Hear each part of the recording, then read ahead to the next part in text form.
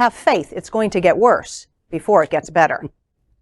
A national civil rights group has warned that hate crimes will likely spike during the 2024 presidential election, just as they have during each of the last 4 presidential elections.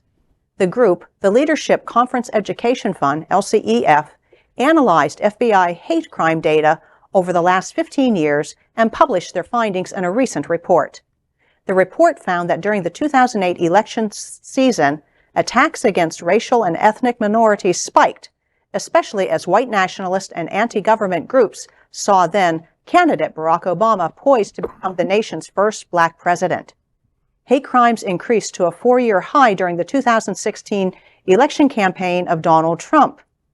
Once he took office in 2017, hate crimes reached their highest levels in 9 years.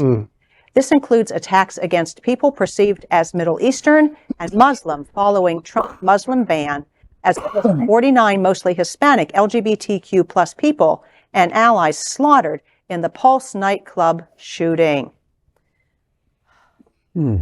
Yeah, 1 step forward, 2 steps back. People are just, I don't know, it seems like anytime we get rights, they go backwards and they go backwards and they go backwards. Actually, I was reading something here not too long ago that I saw several years ago, and I saw it again, is that people are just going to wage war against each other, anybody who's different.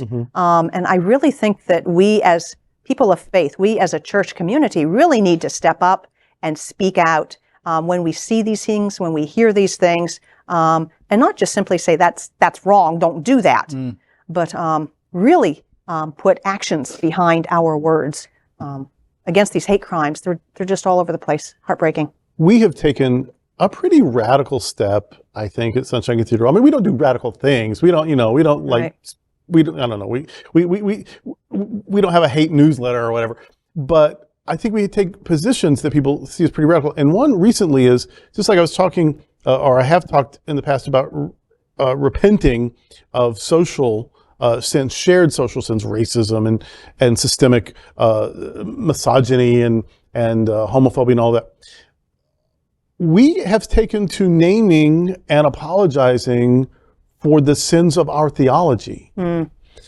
Here at Sunshine Cathedral. Now, a lot of people will take issue with that because they think their theology is the bedrock of their lives. It can't be questioned, or a bunch of things can be questioned, but these 4 or 5 things cannot. And we have said, we have named what is problematic. Now, that doesn't mean you can't work through it and somehow redeem it or reclaim it, but to not notice what is noticeable and be silent about it encourages oppression. For example, people have worshipped the violence of the crucifixion and have insisted that is part of what it means to be Christian. And we say we're Christian, but we find no value in Jesus being tortured to death. We find the evils of state execution. Jesus didn't do that for us. God didn't require that. That wasn't a good thing. The good thing is our resurrection narrative that says that's not the end of the story. And so that we come up with a way of saying this horrible thing, there's something beyond that. And so if you're worshiping violence, but calling it whatever, if you're using language at your shared table, that's about corpses really and blood, and that we insist that we examine those things and either dismiss or redefine or reclaim them. But it starts with naming what is obviously problematic.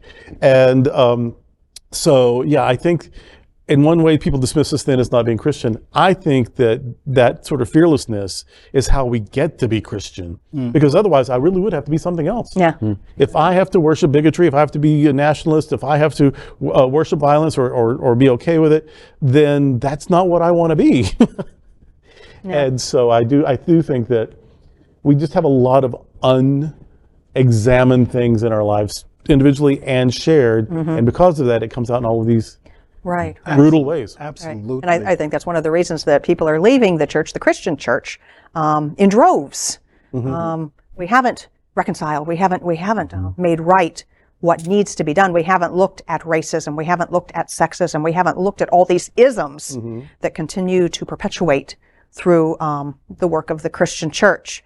Hopefully Sunshine Cathedral and other progressive and affirming churches are taking this next step. But we have a lot of work to do, folks. Yes, we really do. LGBTQ plus news is vital for our community and for the broader world as a whole. We have enough enemies at Fox News. Tucker, Sean, and Laura are loud. We need passionate allies. Happening Out Television Network, Queer News Tonight, and It's Happening Out are literally out of the closet and into the headlines. Our community needs your support. Like this broadcast and subscribe now to ensure the growth of the entire LGBTQ plus community.